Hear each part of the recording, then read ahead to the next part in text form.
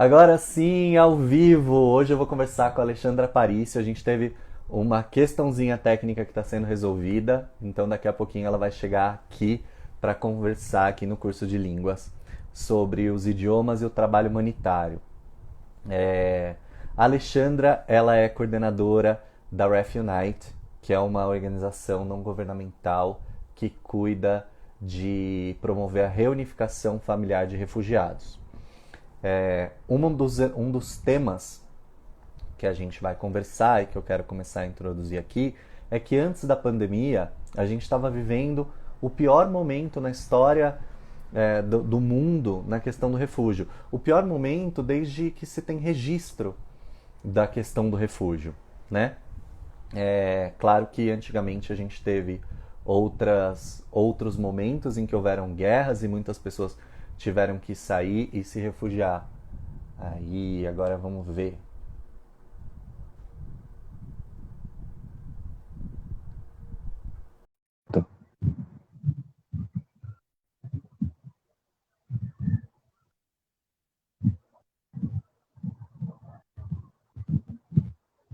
Entrar ao vivo. Para mim,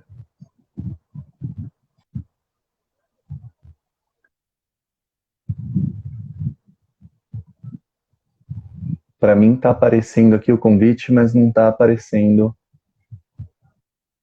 a entrada. Vamos ver.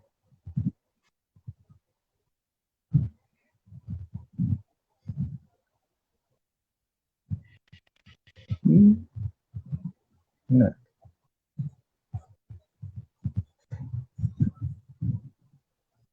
Ué, gente, tá acontecendo alguma coisa aqui que não tá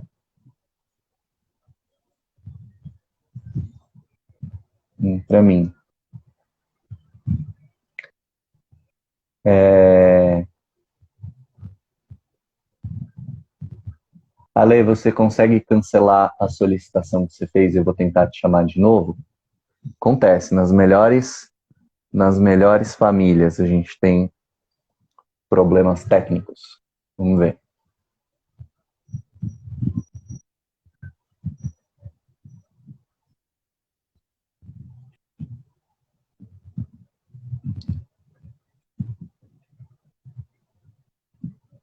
Eu vou chamar. Hum,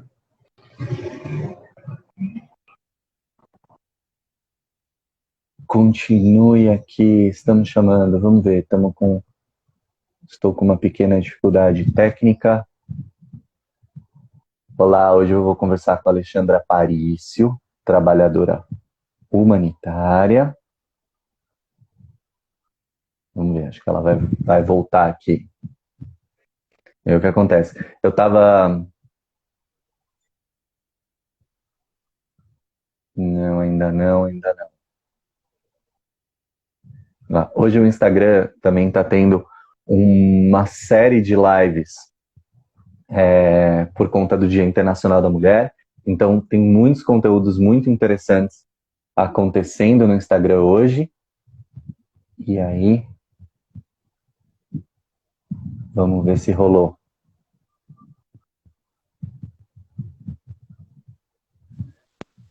Ah, consegui. Agora sim, conseguimos! Muito bom. Desculpa, Como- gente. Ah, acontece, a gente está aqui, todo mundo aprendendo. Ale, muito obrigado por você estar aqui. Que bom conversar com você, que saudade de você. Eu Obrigada pelo conheço a convite. Ale, acho que desde 2012, talvez. Eu acho que foi isso, né? Quando que você foi embora, Ale, daqui do Brasil? 2012. 2012. 2012. Então acho que a gente se conheceu em 2011, talvez. Foi um pouco antes, acho que foi no ano anterior. Ale, se apresenta pra gente, conta quem é você, o que que você faz e como que você chegou aí. Hoje você está em Kampala, né, em Uganda. Isso. Eu trabalho para a Refugees United há quase 20 anos, né? A gente se conheceu quando eu estava organizando o trabalho no Brasil, na América Latina. Na verdade, a gente se conheceu em Uhum. 2010. Isso. E você até se voluntariou com a gente, né, por 2 anos. E em 2012 eles pediram para que eu viesse para cá para organizar o trabalho aqui na África. E eu comecei indo para o Quênia e fiquei lá por 2 anos. Depois eu voltei um pouco para o Brasil e na sequência em 2015 eu voltei, mas para o Sudão do Sul. E Uhum. depois voltei para Quênia novamente, mas indo para outros países, para Etiópia, Tanzânia, Egito, e agora estou aqui em Kampala fazendo esse trabalho de novo de campo. E eu estava ouvindo você falar sobre o refúgio, e é realmente bastante importante, porque nesse momento de pandemia, o mundo está bastante preocupado com o que está acontecendo com o COVID-19, mas esquecendo o que está acontecendo com o refúgio, né? Porque as guerras não pararam. Muito pelo contrário, estão se Exato. aproveitando desse momento que ninguém está prestando atenção para tocar o terror. E as pessoas Uhum. continuam sendo deslocadas, com o agravante de que elas se deslocam com essa pandemia, né? Sem nenhuma proteção. Então, bastante Exato. complicado, mas a gente está aqui para não deixar eles serem esquecidos de forma alguma. Eu queria que você contasse um pouco qual é o cerne do trabalho do Refugees United. E uma outra pergunta que eu já queria emendar, que a gente entrou nesse assunto, é que antes da pandemia, a gente estava vivendo o pior momento da crise de refúgio desde que se começou a medir isso, né? Então a gente estava num momento em que a gente tinha mais refugiados no mundo todo. Agora, com a pandemia, um dos agravantes é que muitos dos solicitantes de refúgio, muitas das pessoas que conseguiam sair de zonas de guerra ou sair de zonas de extrema pobreza, por exemplo, ou de diversas razões pelas quais levam alguém a se refugiar, elas tinham opções de voos, elas tinham navios, elas tinham um transporte que acontecia aí no mundo que agora diminuiu muito essa oferta, né? Quer dizer, ninguém pode viajar, ninguém está podendo viajar, então a oferta de voos caiu muito. Como que essa crise está acontecendo agora, né? Porque essas zonas de onde tradicionalmente vem a maioria dos refugiados virou uma grande panela de pressão, né? Sim. Bom, o trabalho que a gente faz, basicamente, digamos assim, a Refugees United nasceu como uma ONG que faz a reunificação familiar, mas não fisicamente, ela ajuda a localizar a pessoa que desapareceu. Então, o que acontece no momento de conflito, por exemplo, vem um tanque de guerra, cada um sai correndo para um lado diferente. E nesse momento as pessoas se perdem. Para a gente é algo tão difícil de entender, porque a gente não consegue imaginar havendo um grupo de rebeldes e um grupo do governo e atirando em você no meio. Coisas como no filme, né? Então as pessoas têm que sair correndo e nesse momento elas se perdem, literalmente se perdem. Ou a pessoa está no supermercado, quando ela volta, está tudo destruído e não sabe para onde a família foi. O nosso trabalho é justamente localizar essas pessoas e colocá-las em contato novamente. É um trabalho bastante gratificante, árduo, mas gratificante porque a gente consegue encontrar. E Uhum. a gente tem um website, as pessoas conseguem se cadastrar e procurar como se fosse um Facebook dos refugiados, mas a gente também levou isso para a comunidade. Por quê? Porque tem muitas pessoas que a gente chama, não sei como eu vou traduzir isso, mas acho que seria desconectadas, são off the grid. Elas não têm telefone, não têm internet. Então, como é que você consegue conectar com essas pessoas? Via um líder comunitário. Então, hoje a gente também está expandindo isso para o Family Tracing offline, em que os líderes comunitários ajudam a localizar essas pessoas. Então, esse é a natureza do nosso trabalho. E você disse tudo. No período pre-COVID, nós tínhamos no mundo inteiro batido o recorde de número de refugiados, desde a Segunda Guerra Mundial. Aliás, Uhum. passando o número da Segunda Guerra Mundial. É um desastre, literalmente um desastre. E depois veio o COVID, que foi agora, em 2019. Esses números não estão sendo atualizados porque está bastante difícil de você manter esse controle. Mas o que aconteceria, as pessoas, o que você está se referindo seriam que as pessoas seriam reassentadas Então, elas eram aceitas em outros países para tirar as pessoas mais vulneráveis de um campo ou de uma área de conflito. E como é que elas chegam nos outros países? De avião. Uhum. E isso não acontece. Acontece há quase 2 anos.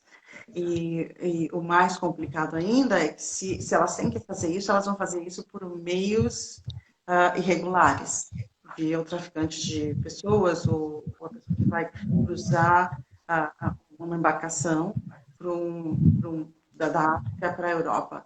E isso é extremamente perigoso, porque é irregular. Uhum. Então, você coloca num barco onde cabem 50 pessoas, 300. Então, é natural que vai acontecer, assim, vai afundar, eles vão começar a ficar doentes. Isso nem sequer está acontecendo mais, porque não tem como chegar, né? Quem é que vai receber essas pessoas no Uhum. porto? Não tem como chegar. Então, elas Uhum. estão, digamos assim, presas na situação em que elas estão. A gente sabe que, eu tenho acompanhado o noticiário e a gente vê que só fala de Covid, só fala da política e você não vê o que está acontecendo aqui. E países como Nigéria, Etiópia, Somália, o conflito continua igual. Continua Uhum. igual, com a diferença que Uhum. a pessoa não tem para onde sair, não tem como cruzar a fronteira, porque as fronteiras são fechadas como estão fechadas aí, estão fechadas aqui. Elas estão realmente numa situação muito complicada. Então, se existe um conflito num país, eles estão praticamente, desculpa dizer, mas fazendo o que eles querem. Eles fazendo o que eles querem. E os governos se aprendem como é que você vai mandar tropas de paz se você não consegue um avião. Então, é difícil. É difícil, mas não é impossível. Não é impossível. Eu acho Sim. que esse é um momento em que a gente está trabalhando bastante, porque as pessoas estão se deslocando internamente, a gente está localizá-las dentro dos próprios países, mas elas sempre foram as pessoas mais vulneráveis do mundo, continuam sendo ainda mais, continuam sendo Uhum. ainda mais, porque o Covid dificultou a vida de todo mundo. A gente também não consegue se deslocar com tanta facilidade, não consegue, Uhum. mesmo aqui em Campinas, É, porque nós estamos sofrendo o uhum. mesmo que vocês estão sofrendo aqui. Uhum. Um isolamento sem precedentes e que, para as pessoas que vivem em situação de conflito, é só tirar uma única esperança que tinha, que era tentar fugir, né? Tentar sair do conflito. Ale, a sua conexão, ela tá falhando um pouco para mim, mas eu tô conseguindo te ouvir bem. Se alguém estiver vendo aí, se tiver, dá um feedback aí pra gente, porque eu tô conseguindo entender. Tá dando uns cortes, mas tá chegando Ah, aqui a sua voz, às vezes, com um pouquinho de atraso, tá? Ale, e como que o trabalho humanitário de forma geral, porque as organizações, isso é uma coisa importante para as pessoas saberem também, as organizações humanitárias todas trabalham em redes, né? Então, nos lugares onde tem a presença de muitas organizações, então, por exemplo, Médicos Sem Fronteiras, Cruz Vermelha, os órgãos da ONU, vocês se comunicam, né, uns com os outros. E como que o sim. Covid também afetou isso? Tem menos gente trabalhando, tem menos missões chegando nesses lugares? Como que tá? Tem. No momento em que o Covid começou, nós vimos um grande número de pessoas saindo dos países, porque elas estavam indo para casa, estavam sendo repatriadas, por assim dizer. Todo mundo esperando que fosse ser uma pandemia de 3, 4 meses. Então, agora, Uhum, as pessoas estão voltando. Então, ficou um tempo de quase, em alguns países, por mais de 6 meses, sem os expatriados dos países, os locais, sem podendo se locomover. Nós continuamos o contato, porque sempre existiu contato anterior, eletronicamente, mas muita gente teve que sair e ainda conheço pessoas que não conseguiram voltar. Não conseguiram uhum, voltar. Algumas voltaram agora no final do ano, algumas ainda estão voltando. Mas ficou defasado. Ficou defasado. uhum, Porque parece que quando dá um respiro, vem uma onda maior. Então, algumas pessoas voltaram para casa e não conseguiram voltar ainda. Então, uhum, tentando substituir, preencher essa lacuna, mas o trabalho está sendo mantido da melhor maneira possível. Melhor maneira possível. Quem está fazendo trabalho de campo está tentando manter a distância, ensinando, o mais importante, que é o que a gente também está fazendo, ensinando os refugiados, quando eles estão em uma situação, por exemplo, no campo, numa área urbana, a fazer o distanciamento, coisa que eles nunca ouviram falar. Ou usar Uhum. máscara. E por que usar máscara? Então, o trabalho hoje tem sido de todas as organizações é a prevenção e a maneira de lidar, porque ah, eu vou te dizer uma coisa que é bastante interessante. As pessoas em alguns países eles acham que isso é doença de branco. Eles não vão pegar. Então, Uhum. eles não têm essa preocupação de manter a distância, usar uma máscara. Então, a gente está tendo que fazer esse trabalho. Todas as organizações estão tentando fazer isso. Entendi. Mas muitos em campo não estão podendo ir. Até porque você tem que seguir a restrição do país em que você está. Não importa que organização você trabalhe, você tem que seguir a lei local. E nós ainda Uhum. não, por exemplo, aqui em São Paulo, a gente ainda não pode ir para aglomeração, por assim dizer, que não é aglomeração, são os grupos. Assim, a gente tem que falar com as pessoas muito isoladamente. O que a gente fazia seriam reuniões comunitárias para passar uma informação. Não pode, não pode. Isso a gente entende que o governo está tentando manter as pessoas separadamente, como está acontecendo aqui no Brasil. Então, as agências humanitárias também estão seguindo a regulamentação do país em que elas estão. E isso Uhum. dificulta. Dificulta no sentido de você poder fazer um trabalho em campo, mas é necessário, né, Dani? Porque se Exato. você descumprir isso, você coloca você em risco e todo mundo. Então, nós estamos num momento sem precedente, é algo novo para nós também. Talvez uma situação parecida anteriormente tenha sido a crise do ebola, mas Uhum. é muito diferente. Porque a contaminação do ebola, ela, ela, ela acontece pelo contato em si. E é mais fácil você isolar essa pessoa do que uma pessoa que tem COVID. E mesmo assim, Uhum. não foi Uhum. fácil para os médicos da fronteira e para os famílias lidar, porque ainda hoje eles têm problema para lidar com isso, porque as pessoas entendem que isso é o mais complicado. Elas entendem que quando essas pessoas vestindo branco chegam, é que eles trouxeram a doença.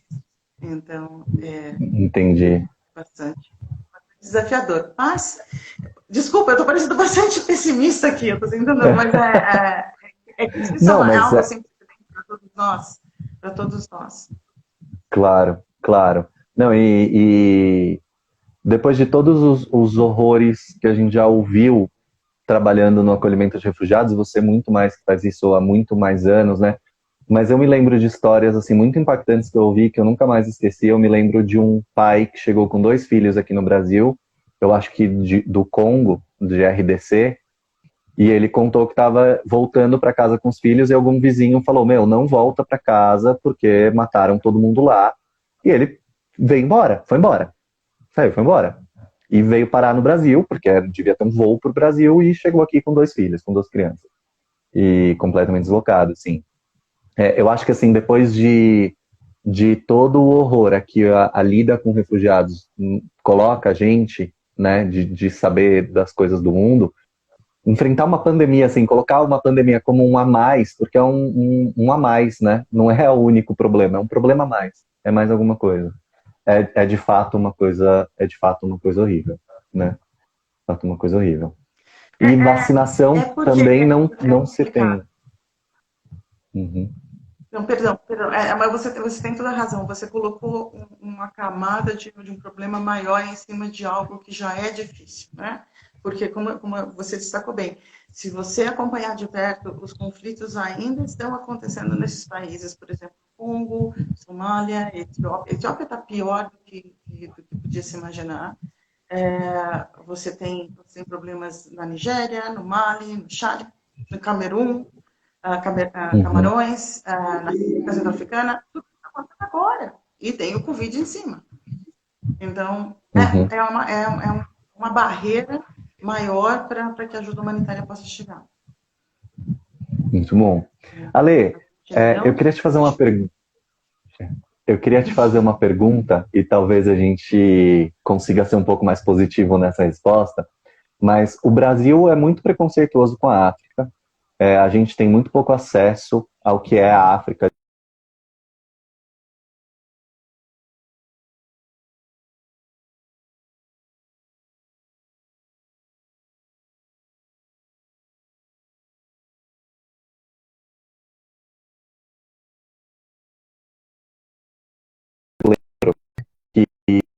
do Imigrante, que é uma casa de acolhida para solicitantes de refúgio aqui em São Paulo. Então, quando o estrangeiro chega aqui, ele ainda não é um refugiado, né? Porque isso tem todo um processo para acontecer. E estou explicando didaticamente para quem está assistindo a gente agora, vai assistir depois a gravação e não sabe. E aí ele tem todo um processo para se tornar um refugiado. Então, nesse período de acolhida, tem alguns lugares, como essa casa, alguns poucos lugares, infelizmente, como a Casa do Imigrante, que acolhe essas pessoas.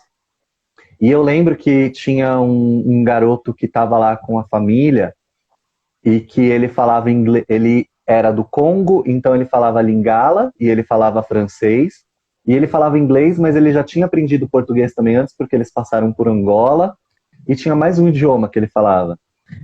E eu, em algumas dessas conversas que eu tive nas lives aqui para o curso de línguas, a gente vem comentando como o bilinguismo é baixo no Brasil. E na África, por exemplo, que é um lugar que os brasileiros olham com bastante preconceito e que é um lugar com menos acesso à educação e com tudo, ser poliglota é comum, né? Uhum. É bastante comum porque você tem...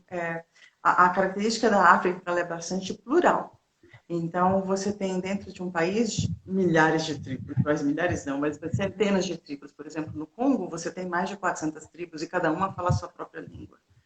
Aqui em Uganda, tem mais de 45 tribos, cada uma falando sua língua. Então, naturalmente, eles já vão falar o próprio dialeto. E aí eles vão aprender a língua do país, aqui no caso é Luganda, ou no caso do Congo é Lingala, e aí eles falam francês também, e aí eles vão falando outras línguas para poder se comunicar. Uma pessoa, normalmente, por exemplo, o mínimo que ela vai falar aqui são 3 línguas, para começar. Então, ela vai falar a língua local, ela vai falar o Luganda e vai falar o inglês. No Congo, ela vai falar o Lingala, vai falar o francês e, por exemplo, o congolês, o Swahili congolês e o próprio idioma. No mínimo 3 a 4 línguas. Então, quando você chega aqui falando 3 línguas, é super natural. Mas você, quando você vê essas pessoas passando por outros países, é comum você ver africanos falando 6, 7 idiomas, incluindo francês, português e inglês, além dos locais, o que dá uma vantagem muito grande para poder se comunicar. Porque essas línguas africanas são baseadas na língua banto, e então é muito fácil para eles aprenderem as outras. Elas têm a mesma base, mas no mínimo 3 línguas. Eu lembro de uma coisa que a gente conversava que parte do medo que assim, da resistência que os brasileiros tinham com refugiados, né, e do preconceito, era porque as pessoas, no fundo, sabiam que eles estavam muito mais bem preparados do que a gente, né? Então, que eles não iam roubar empregos de base, eles iam roubar empregos qualificados, porque eles chegavam com estudo, com preparo, poliglotas, aprendiam super rápido, tinham uma experiência de vida que era muito, muito mais interessante, então que parte do medo era isso, né? Sim, porque a gente tem essa visão de quando você fala de um refugiado, que os filmes ajudam bastante nisso, né? Nessa fantasia. Na verdade, as pessoas têm uma vida aqui normal, como nós temos aí. E elas vão para a faculdade, elas vão para a escola. Tem pessoas que vivem na zona rural? Sim, como existem pessoas que vivem na zona rural no Brasil. Mas muitos dos refugiados que chegam no Brasil são engenheiros, professores, médicos, cardiologistas, cientistas, e falam todas essas línguas. Lógico, eles têm formação. Existem casos de refugiados que...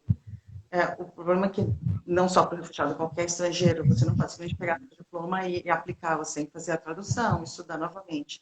Mas eu, particularmente, você também, nós conhecemos refugiados que tinham um conhecimento de engenharia, de medicina absurdo.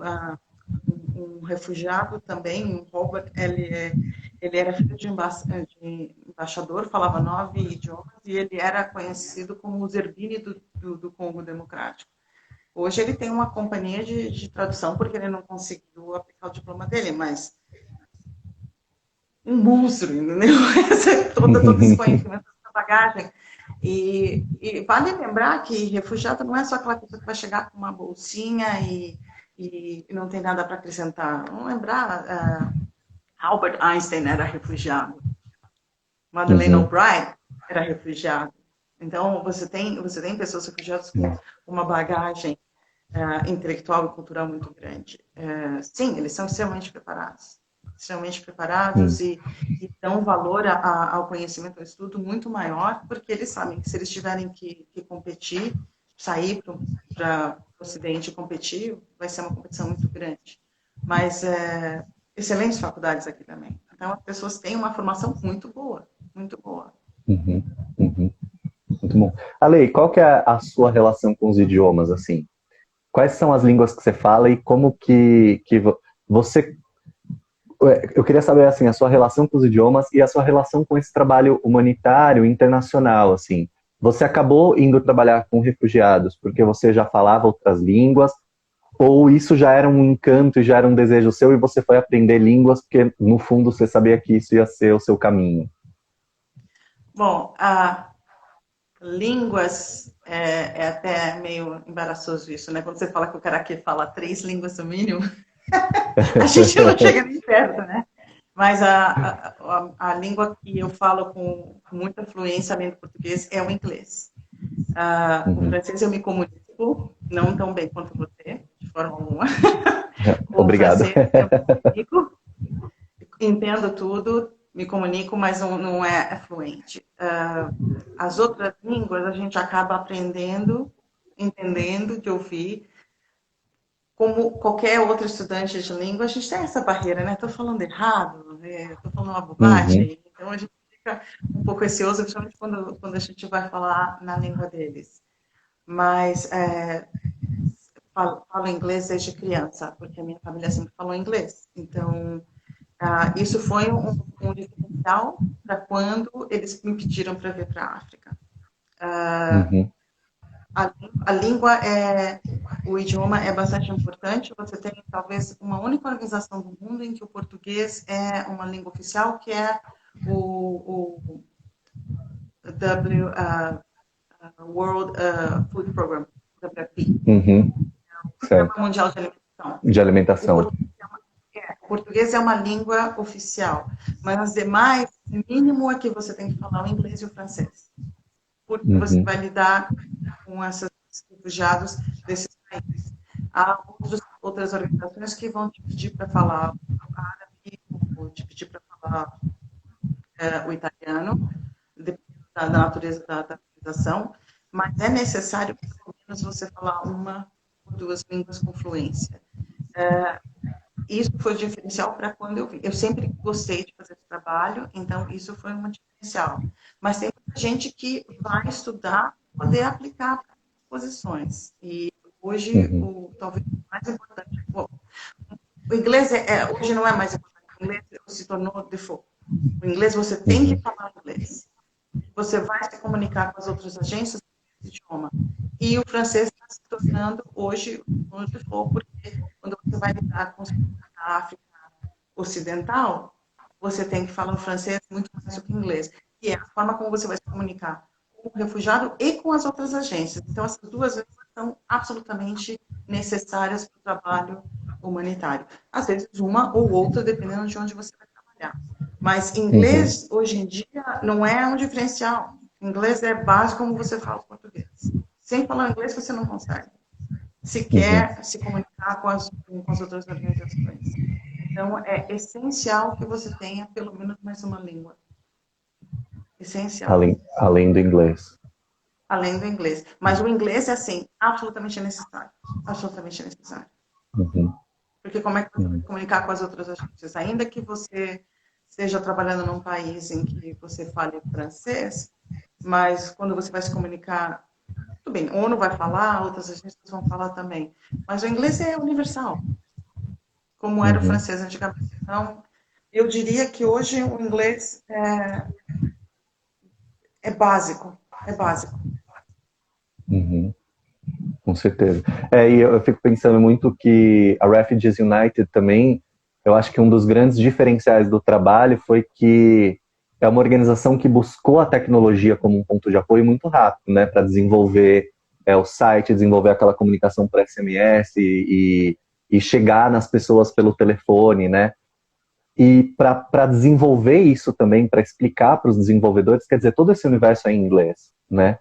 Esse universo que está fora do trabalho no campo, né? Mas que está no suporte em outros países. Olha, a nossa organização ela é dinamarquesa Uhum. e a gente lida com desenvolvedores que hoje estão na Rússia, na Geórgia, e nós temos que falar inglês. Nós nos comunicamos internamente no inglês. Porque você Uhum. tem uma pessoa que também está na parte de comunicação na Indonésia, então nós internamente temos que falar inglês para nos comunicar. Uhum. Obviamente, quando você vai trabalhar com tecnologia, o inglês é a língua. Não importa de onde você esteja, até como eles falam, os codes, né? Para você desenvolver a tecnologia é em inglês. Então, yeah. Uhum. Eu não tenho como Uhum. ressaltar que o inglês é para quando você vai sair do Brasil, é necessário, mas mesmo dentro do Brasil, né? Porque se você vai trabalhar com tecnologia da informação, os códigos são todos em inglês. Exatamente. Exatamente. Não tem como fugir.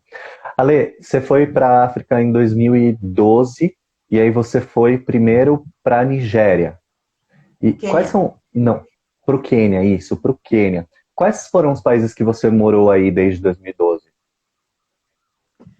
Morei no Quênia, morei na Tanzânia, no Egito rapidamente, no Sudão do Sul, aqui em Uganda 2 vezes e na fronteira com a Somália. Qual foi o lugar mais desafiador, assim? Qual foi o lugar que, que teve mais barreiras para você, assim? E quais são as suas barreiras, né? Porque cada pessoa tem barreiras diferentes. Por exemplo, para mim, uma barreira é comida, quando eu vou para algum lugar diferente. O resto, eu lido assim numa boa, eu dou meus pulos, eu dou meu jeito. Se precisar aprender a língua, eu aprendo. Se precisar aprender a fazer coisas, eu aprendo. Agora, a comida, para mim, é sempre uma barreira inicial. Então, quando eu vou para algum lugar que eu não estou muito familiarizado com a comida, nos primeiros dias eu passo um pouquinho de fome. Quais são as suas barreiras pessoais, né? Assim, o que você demora mais a se adaptar? É o lugar de morar, é a comida, são as pessoas? E qual foi o lugar mais desafiador desses? Bom, eu posso te fazer um convite já, pode vir para cá, porque a comida aqui é muito parecida com a do Brasil. É muito arroz, feijão e a comida muito limpa, então pode vir. Assim, limpa no sentido assim, não Muito tem bom. muita sofisticação.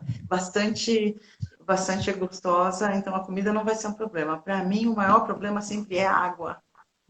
O meu corpo Hum, reage de forma diferente para a água. Então, eu tive histórias assim. Hoje eu dou risada, né? Mas em Campos as pessoas não tomem a água que eles estão tomando, você não tem anticorpos. E eles estão pegando a água. Eu falei assim, se eles tomam, eu tomo também. Ah, meu Deus, era assim, tomar para no dia seguinte dias de infecção intestinal, né? Então a água sempre é oh. um desafio para mim. Então, sempre carregando a minha garrafinha, às vezes até parece um pouco elitista, não, mas se eu tomar água local, é desastre. Então, Uhum, tem que tomar cuidado com a água. Para mim, eu acho que a água e em alguns países o que mais é muito triste dizer isso que é o Quênia, é o país que mais me impactou é a violência. Mas é uma violência, não é a violência diária do crime, é a violência vinda do terrorismo. E no Quênia eu perdi muitos amigos em uhum, atentados terroristas. O anjo da guarda sempre me ajudou, sempre me tirou dos lugares na hora certa. Assim, escapei de pelo menos 2 ataques por minutos. Então, eu digo que o uhum, meu anjo tem a asa do tamanho do Maracanã. Me cobre assim. Mas acho que o que mais me impacta é a violência, que é uma violência que a gente não está acostumado. Bom, ninguém se uhum, acostuma com nenhuma violência. Ninguém se acostuma. Mas, para mim, o que mais me chocou foi ter que me preocupar se eu posso entrar no shopping, quanto tempo eu posso ficar naquele supermercado, se a gente vai sair à noite, se é perigoso, se a gente vai conseguir voltar. Então, isso é o que mais me impactou. E a água, obviamente. E a uhum. água. Não tem como. Não tem como. Eu sempre tento, né? Isso é psicológico, dessa vez vai dar certo. Não. Aí eu sempre ganho amigos, né? E sempre tem companhias que tentam tomar os remédios para tirá-los de mim. A água é o mais complicado, mas a violência, Dani. A violência, uma violência que não tem como explicar. Então, o Uhum, país que mais, apesar de é o país que eu mais fiquei tempo e que eu tenho uma conexão muito mais forte, porque tenho amigos e tudo, mas Quênia foi muito difícil para mim, uhum, pelas perdas que eu tive, pelas perdas que eu uhum. sofri, de amigos próximos morrendo de forma estúpida. Então, isso é difícil. É.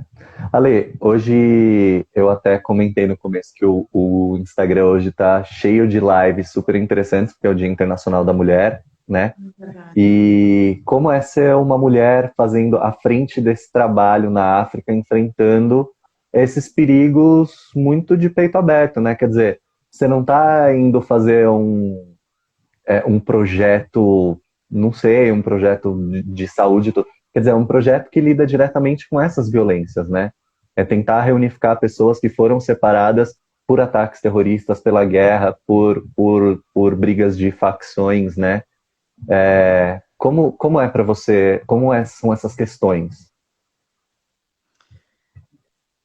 Eu acho que a mulher ela tem um entendimento, não que o homem não tenha, eu acho que essa questão de gênero também, ela às vezes é injusta, né? Porque as pessoas falam, elas sempre dão muito valor, por exemplo, a mulher, a participação da mulher, sim, porque ela é menor, mas a questão de gênero não pode ser a mulher é melhor nisso ou o homem é melhor naquilo. Eu acho que ambos têm suas qualidades. Mas, obviamente, que quando a mulher chega, ela é vista com menor, aqui, eu digo aqui, com menor resistência, porque eles não entendem que a mulher vai se colocar de uma forma muito agressiva. Então, para nós, é uma vantagem. Mas há desvantagens, por exemplo, dependendo da cultura, eu não posso abordar um homem, Uhum, não posso abordar um homem, porque só um homem pode abordar outro homem, mas isso é cultural e não é certo ou errado. A gente não uhum, julga porque isso uhum, não é certo ou errado, é cultural. Da mesma forma que em alguns lugares eu preciso ir à frente dos meus colegas, porque um homem não pode falar com uma mulher, na cultura deles. Então, eu diria que o ideal para nós sempre é o balanço. Mas eu acho que também que muitas mulheres estão à frente de várias organizações. Se você me perguntar assim, como é ser uma mulher num país desse, eu acho que é como ser uma mulher em qualquer lugar, em qualquer lugar. Existe a violência maior aqui, mas eu vejo o que acontece no Brasil, em qualquer lugar no mundo, como é que fala isso? Feminicídio, né? A gente está vendo isso a todo momento. feminicídio. Eu acho que é um desafio em qualquer lugar do mundo.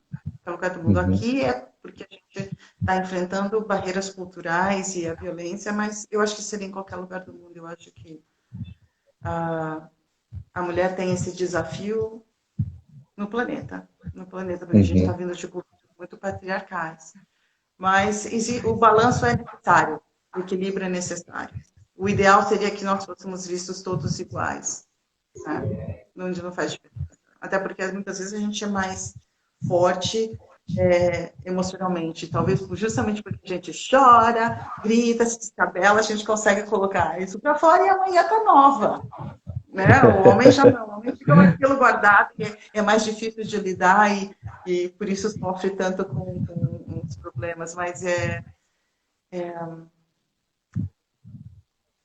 Dani, essa é uma pergunta bastante interessante, porque uhum, eu não me vejo assim, eu sou uma mulher. Não, eu sou uma pessoa fazendo trabalho, um trabalho que pode mudar as pessoas, mas assim, eu não me vejo diferente. Eu não me vejo uhum, diferente. Me vejo um ser humano, então eu acho que é interessante falar disso, né? Não me vejo mulher, obviamente, vejo a barreira, mas eu acho que o balanço é necessário. Mas, uhum. assim, às vezes eu vejo as pessoas falando, nossa, uma mulher fazendo isso. Por que não? Por que não? Uhum. Uhum. Eu acho Mas que quem tem essa... a, a, eu acho que a evolução do mundo é que essa pergunta se torna natural, né? Mas tá bom, mas por que não? Né? Por que não Por que faria? não? Né? Porque não faria. E você vê hoje, até nos trabalhos de paz, das missões de paz, a mulher tem justamente por essa característica mais de inclusiva, de ouvir, de tentar achar o equilíbrio, você vê o papel da mulher nas tropas de paz muito importante. Muito importante. Uhum, uhum, uhum. Ale, você se vê fora desse trabalho humanitário, fazendo outro trabalho, assim? E, e uma outra pergunta, porque quando você sai do Brasil para fazer um, um trabalho fora daqui, você passa a viver numa outra língua, né? Hoje em dia você já se sente tipo inteira vivendo em inglês e vivendo eventualmente meio com francês e falando outras coisas. Como que é essa adaptação assim? Você se vê de volta aqui no Brasil? Eu acho, obviamente, né? O Brasil é a minha casa, né? Peraí, deixa eu só pôr aqui o carregador, um minuto. Aham. O Brasil é a minha casa, obviamente, e eu sempre tenho vontade de voltar. Não, se você perguntar o que que você faz, né? Se vê fora desse trabalho, não. Não, eu estou nesse trabalho já há quase, nossa, faz tanto tempo. Já faz mais de 15 anos, eu não me vejo fazendo outra coisa hoje. Uhum. E se eu voltar para o Brasil amanhã, o que, que eu vou fazer? Não sei. Não sei, porque essa é a minha natureza, esse é o meu elemento. Mas sim, quero voltar para o Brasil, até porque agora eu não volto para o Brasil há mais de um ano por causa do Covid. Então, mais do Uhum. que nunca, vontade de voltar. E sim, me vejo no inglês o tempo inteiro. Meu irmão, meu pai que sabem, que a minha irmã também mora no exterior. Minha irmã mora nos Estados Unidos e eu sempre, Uhum. sempre fazia piada disso. Agora eu estou igual, inventando palavras em português, falando absurdo, sabe? Uhum. Falando coisas que não É, existem. Então, assim, meu irmão e meu pai que sabem as coisas que eu falo, eles falam assim, o que você está falando? O que você está tentando dizer? E a minha irmã também passa por isso, que ela mora há muitos anos nos Estados Unidos, há quase 2 décadas. Então, é engraçado que você pensa em inglês, você sonha em inglês, você faz tudo em inglês. Tudo em inglês. Então, hoje o português é a minha língua, é a minha segunda língua. Apesar de uhum. ser natural, mas às vezes eu tenho dificuldade para dizer alguma coisa em português que eu não consigo lembrar. Eu não consigo lembrar mais. Então, Olha. quando você mora muito tempo fora numa língua, porque qual é o problema? Eu não tenho com quem falar aqui. Se eu estou num país onde que você consegue falar com outras pessoas em português, você mantém, né? Mas quando você não tem com quem falar, quando você tem que falar o português, é uma bagunça. É uma bagunça. Uhum. Então, tem coisas que, assim, às vezes eu tenho que pensar e traduzir. E eu vou te falar, chega um ponto que você tem que usar o Google Translate para saber como é que você vai falar isso em português. Claro, e também porque em todo esse tempo que você está aí, já tem várias coisas que você aprendeu da vida, várias experiências que você teve, que você viveu essas experiências em inglês. Então, quando Sim. você precisa contar essas experiências em português, pela primeira vez você precisa pensar nelas num outro idioma, né? E também a construção do idioma, né? A forma como você usa as palavras. Então, e tem coisas que você não consegue traduzir não só no inglês, mas em qualquer outra língua também, do Swahili, do francês. Tem coisas que você não consegue dar a dimensão correta no outro idioma. Assim como o Uhum, português. Não existe isso todo mundo sabe. Não existe uma forma de você traduzir a palavra saudade em outra língua. Não tem, uhum, não tem. exato. Então, porque, eu sinto falta, sinto, eu sinto falta do lugar, eu sinto falta da minha família, mas a saudade, o sentimento de saudade existe, todo mundo sente saudade no mundo inteiro, mas Uhum, para usar a palavra para transformar esse sentimento numa palavra, só em português. É exato. engraçado. Existe o mesmo em Eu- outros idiomas, você não consegue pôr no português, então é natural, mas uhum. mas é engraçado, quando você Eu não consegue. costumo. Eu costumo sempre falar para os alunos, porque eles falam, não, mas falar que tá com saudade em inglês não é miss you. Eu falo, miss é ou sentir falta, mas esse é o mesmo verbo que você usa quando você perde o ônibus, né? Você fala, I miss the Exato. bus. E aí, tipo, você vai comparar a saudade de alguém com perder o ônibus, você vê que não tem o mesmo peso, né? Não, não tem, não tem, não tem. E quando você fala I miss you, eu sinto sua falta. A tradução literal seria eu sinto a sua falta. Eu sinto sua falta, que não é saudade Não é exatamente, saudade, né? não é saudade. Eu sinto a sua Ale, falta, porque você pode sentir saudade é muito difícil de traduzir. porque não é a mesma coisa. Ale, e você vive numa comunidade também, que é uma comunidade muito internacional, né? Porque esse contato frequente com outros trabalhadores humanitários de outras agências, de outras organizações, tem gente do mundo inteiro fazendo isso, né? E a língua comum, imagino que é o inglês mesmo entre todas essas pessoas, mas assim, você vive efetivamente numa comunidade internacional, né? Assim, a sua convivência, imagina, os amigos, sei lá, um dia que sai à noite para beber, para jantar, alguma coisa, é sempre com gente do mundo todo. Absolutamente, absolutamente. Você tem pessoas de todo lugar do mundo. Você tem gente aqui hoje, você tem gente da China, da Rússia, da Europa, de todos os países da Europa, dos Estados Unidos, do Brasil. Eu estou tentando lembrar se tem mais alguém do Brasil aqui agora. Eu sei que tem, mas eu não sei se em Kampala. Mas Uhum. você fala do mundo inteiro. E aí o inglês é a língua, ou o francês. O inglês ou o francês vai ser a língua que vocês vão falar. Se você tem colegas do seu país, você vai acabar falando a mesma língua. E isso é engraçado porque você aprende um pouquinho aqui, um pouquinho ali, uma palavra aqui, outra ali. Mas vai Sim. ser o inglês, o francês e dependendo, no caso da África, dependendo da região, o Swahili, porque muitos países têm os seus próprios idiomas, então o Swahili, por exemplo, é a língua da União Africana. Como o Uhum. inglês francês é da ONU, você tem que falar o Swahili porque os soldados vão usar o Swahili como a língua base. E o Swahili é Certo. uma língua muito, muito bonita, muito bonita. É uma língua que nasceu na costa da África Oriental, na Tanzânia, e hoje até o Japão fala Swahili. Mas essas Uhum. são as três línguas no caso da África. E sim, você vai falar com gente de todo lugar do mundo. Os seus amigos sempre vai ser um amigo da França, da Holanda, da Dinamarca, da China, da Uhum. Argentina. Você tem alguns bolsos, assim, que você tem pessoas de algumas comunidades, mas é natural que elas se misturem. É natural que elas se misturem. Você não tem essa separação.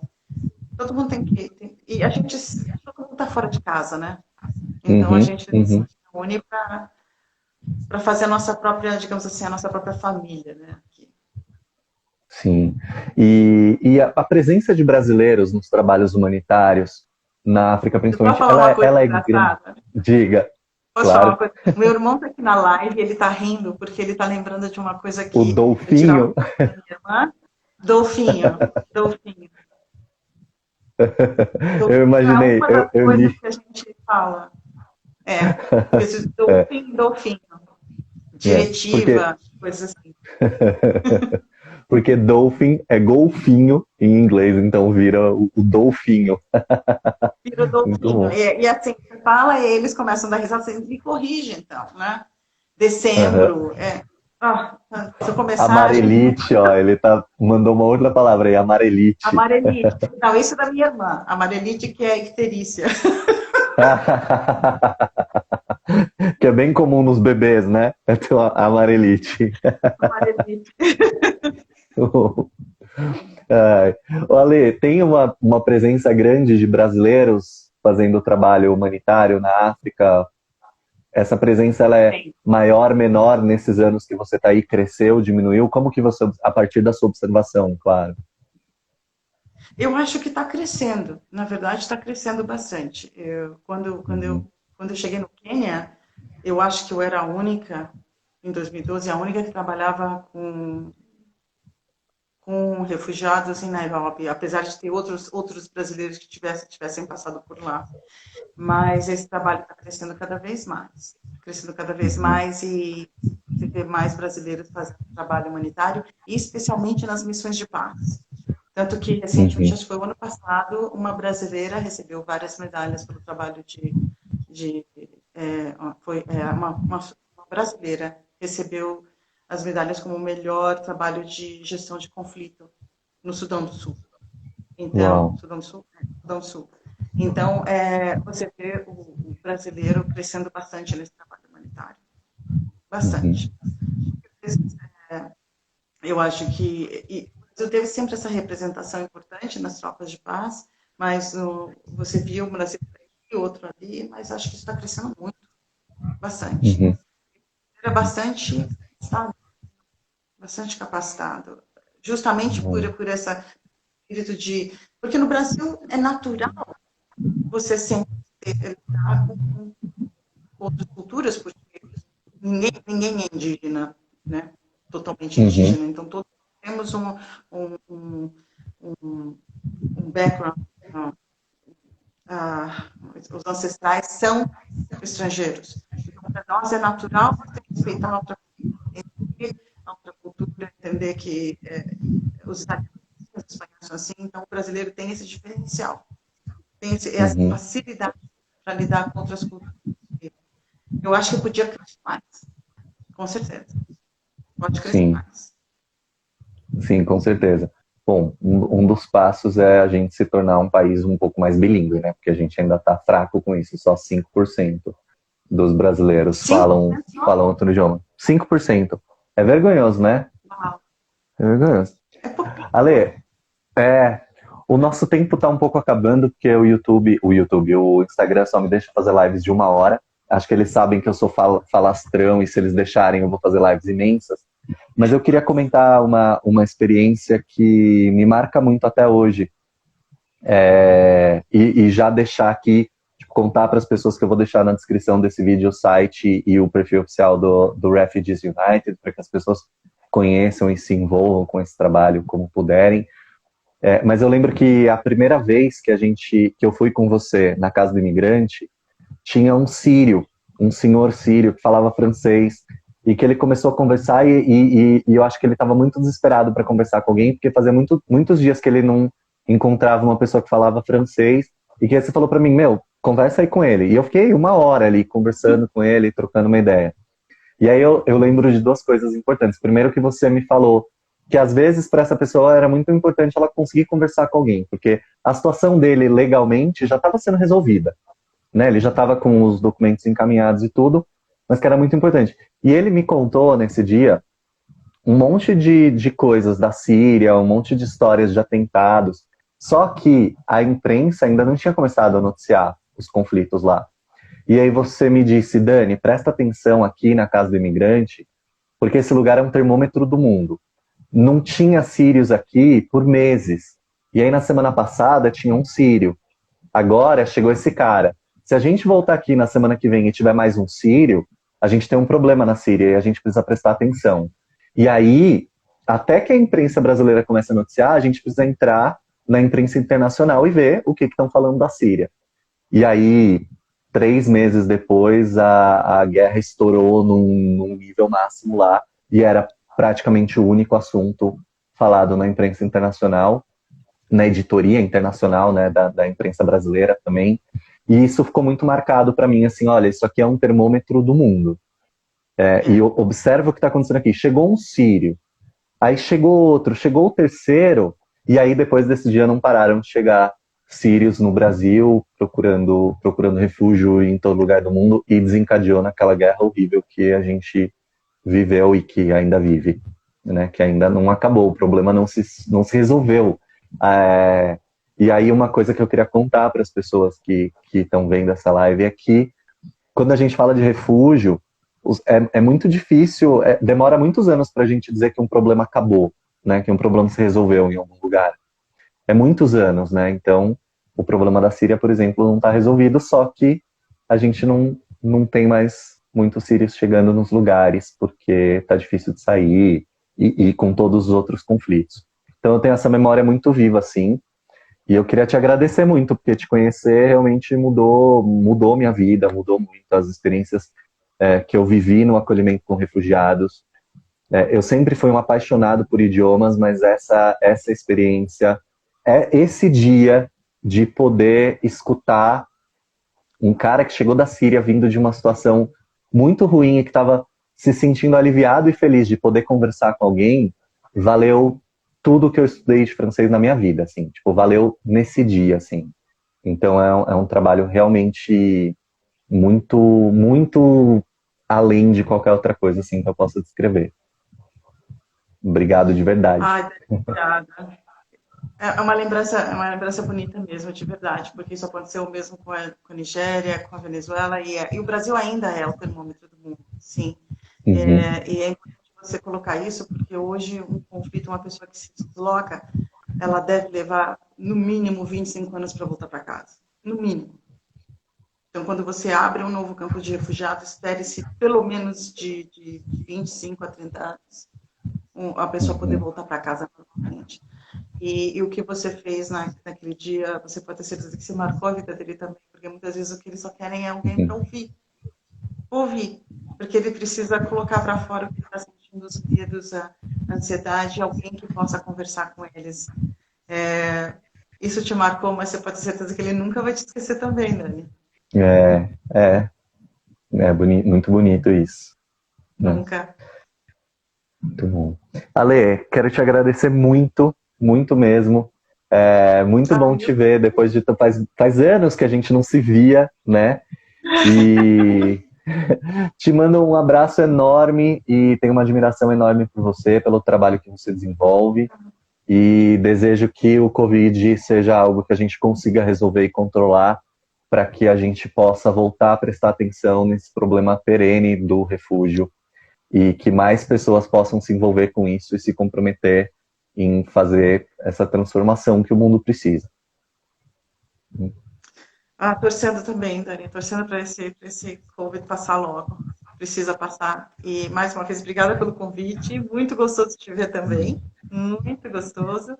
E, e parabéns pelo seu trabalho. E espero que você consiga trazer mais pessoas para esse trabalho tão bonito que você está fazendo, porque é importante, gente.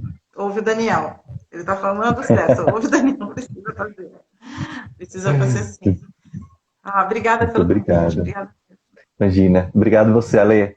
Gente, essa live fica salva aqui, para quem quiser assistir. Na quarta-feira tem uma live que eu vou anunciar amanhã com o Thiago, que é um professor de yoga. Ele vai falar pra gente sobre o sânscrito e muita gente não sabe, mas os idiomas europeus, os idiomas que a gente fala aqui, são chamados de idiomas indo-europeus, porque eles nasceram do sânscrito. E o Thiago vai falar sobre isso e sobre os idiomas da Índia, sobre o inglês falado lá, e contar as experiências que ele viveu lá por 2 anos. Um pouquinho mais, eu acho. Certo? Ale, muito obrigado. Um beijo enorme e parabéns sempre pelo seu trabalho. A gente vai se falando aí. Um beijo. Obrigado, gente, por todo mundo que estava aqui. Tchau. Tchau.